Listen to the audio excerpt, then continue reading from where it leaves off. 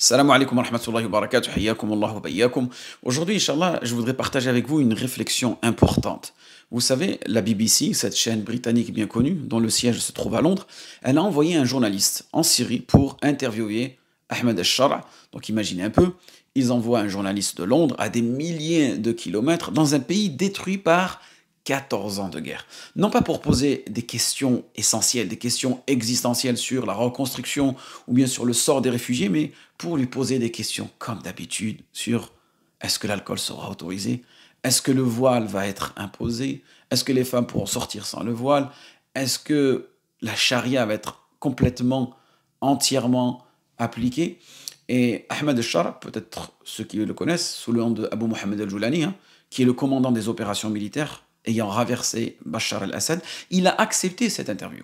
Et dès le début d'interview, pour aller la voir, elle a fait des millions de vues, on lui reproche d'avoir demandé à une journaliste qui voulait faire une photo avec lui, de lui avoir demandé de couvrir, de se couvrir. Et lui, c'était une condition qu'il avait plus ou moins posée, et c'était son droit absolu. Et en réalité, il ne lui a pas imposé le hijab durant cette interview-là, il a juste demandé. C'était une exigence pour une photo spécifique où il apparaît à ses côtés. Une condition qui pour lui était tout à fait légitime. Mais d'un côté, vous savez, les religieux lui ont dit tu fais une photo avec une femme, c'est quoi? Et d'un autre côté, les libéraux, tu imposes à une femme de porter un hijab lorsque tu fais une photo avec lui. Donc en voyant cette interview, moi, pour être honnête avec vous, je l'ai regardée, elle fait à peu près une demi-heure. Je vous conseille de la voir. Elle a été traduite en différentes langues. J'ai été frappé par quelque chose que j'ai constaté aussi ici en France, sur nos plateaux télé, dans nos médias. Lorsque les musulmans sont invités à parler, ce sont toujours les mêmes schémas en réalité, les mêmes questions et les mêmes tentatives de nous mettre toujours sur la défensive. Et malheureusement, implicitement, on tombe dans le piège. C'est pour cette raison qu'énormément de personnes aujourd'hui refusent d'aller sur les plateaux télé. Donc, ces questions qui ont été posées, c'était vraiment une mise en accusation déguisée. Donc, on revient à cette interview-là. Là, le journaliste, il commence son interview avec Ahmed Shar par une série de questions, comme vous avez mentionné précédemment, complètement déconnectées de la Syrie, de la réalité sur le terrain de la Syrie. On lui a posé des questions comme « Allez-vous devenir le président de la Syrie ? Allez-vous imposer le port du voile aux femmes syriennes? Allez-vous interdire la vente de la consommation d'alcool en Syrie? Pourquoi est-ce que vous avez demandé à une jeune femme de couvrir ses cheveux avant de poser une photo avec elle? Allez-vous instaurer un État islamique? Allez-vous instaurer un khalifa? Et en écoutant cela, je me suis dit, mais qu'est-ce que ces questions en réalité? Un pays qui a été détruit par 14 ans de guerre, des millions de réfugiés, des infrastructures totalement anéanties, une monnaie effondrée, des camps où les Syriens ne trouvent même pas de quoi manger. Et là, toi, tu viens de Londres pour poser des questions sur le voile et l'alcool. Et ce schéma, comme je vous ai mentionné, mes frères et sœurs, ce n'est pas nouveau. On le voit aussi ici en France, sur les plateaux télé. Lorsque un musulman il est invité pour parler d'un sujet d'actualité ou un sujet de société vraiment lié au chômage, lié vraiment à la violence, vraiment des sujets qui concernent tout individu qui vit dans ce pays. Qu'est-ce qu'on fait? Avant de lui poser des questions concernant ce sujet-là, on lui fait passer un interrogatoire. On ne lui parle pas du sujet pour lequel il est invité, non. On lui pose des questions pour le coincer, pour le discréditer, pour alimenter les stéréotypes. Et on va lui demander, comme d'habitude, que pensez-vous de la femme dans l'islam? Est-ce que la femme peut faire ceci, cela? Qu'est-ce que, pour vous, l'obéissance entre époux, oui. Que pensez-vous aussi des homosexuels? Est-ce que vous pensez que la femme doit porter un foulard? Est-ce que c'est une liberté ou pas? Que pensez-vous aussi de tel et tel groupe? Est-ce que vous êtes pour la charia? Est-ce que vous êtes pour ceci? Allah a dit ceci dans le Coran, qu'est-ce que vous en pensez? Oui, subhanallah. Et tout cela, la ibarik fikum, ce n'est jamais innocent. Ces questions n'ont qu'un seul but: montrer le musulman comme un accusé, comme un problème. C'est comme si on porte encore en nous ce syndrome du musulman colonisé, ce fameux complexe d'infériorité que je vous ai mentionné précédemment.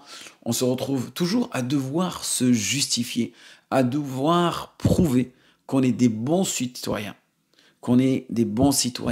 à devoir à chaque fois rassurer. Même des amis qui m'ont dit qu'ils sont dans des universités d'islamologie, ils sont, avant même de débattre, avant même de, on va dire, de mettre en avant leur thèse, bah, la première demi-heure, étant donné que c'est un sujet islamique, ils doivent montrer patte blanche, entre guillemets. Subhanallah. Et en réalité, cette mentalité, elle dévoile quelque part cette hypocrisie. Et là, on revient à l'exemple qu'on a mentionné de la Syrie. Au lieu de poser des questions essentielles comme comment allez-vous reconstruire un pays détruit?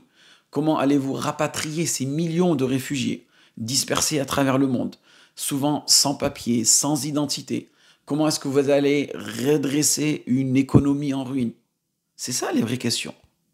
Non, ils posent des questions sur le voile, sur l'alcool, sur la charia. À croire que s'il n'y a plus de voile, s'il y a de l'alcool, on ne met pas en place la charia, le pays ira mieux. Mais qu'est-ce que ça va changer honnêtement si les Syriens portent tout le hijab ou pas? Est-ce que cela va détruire les infrastructures du pays? Est-ce que cela va les reconstruire? Est-ce que si elles portent le hijab, est-ce qu'une bombe atomique va frapper la Syrie? Parce que les femmes ont mis un foulard, subhanallah. Et en plus, s'il y a eu cette révolution en Syrie, c'était dû à l'injustice et non pas aux répressions religieuses comme ils peuvent le penser. Et si l'alcool est interdit, est-ce que cela va ruiner l'économie du pays? Non, bien au contraire. L'alcool, c'est un poison, il détruit des vies, des familles. Mais ce n'est pas ça qui les intéresse. Ce qui les intéresse, c'est de maintenir une image du musulman comme un danger, comme un problème. Et en réalité, on revient toujours dans ce fameux traitement aussi à géométrie variable. Et un autre exemple qui était dans l'interview, ces fameuses minorités. Dans l'interview, et dans d'autres aussi interviews, ils insistent toujours sur les droits des minorités, vous savez, mais uniquement lorsque ces minorités servent leur intérêt. En Syrie, ils vont parler des droits des chiites, droits des alaouites, droits des chrétiens. Mais quand il s'agit de musulmans sunnites persécutés, comme en Chine, en Inde ou en Birmanie, où sont ces défenseurs des droits des minorités? Où sont les journalistes? Où sont les plateaux télé? Et c'est à ce moment-là qu'il y a un silence total. Alors que des gens, juste parce qu'ils sont sunnites, dans des pays, sont persécutés.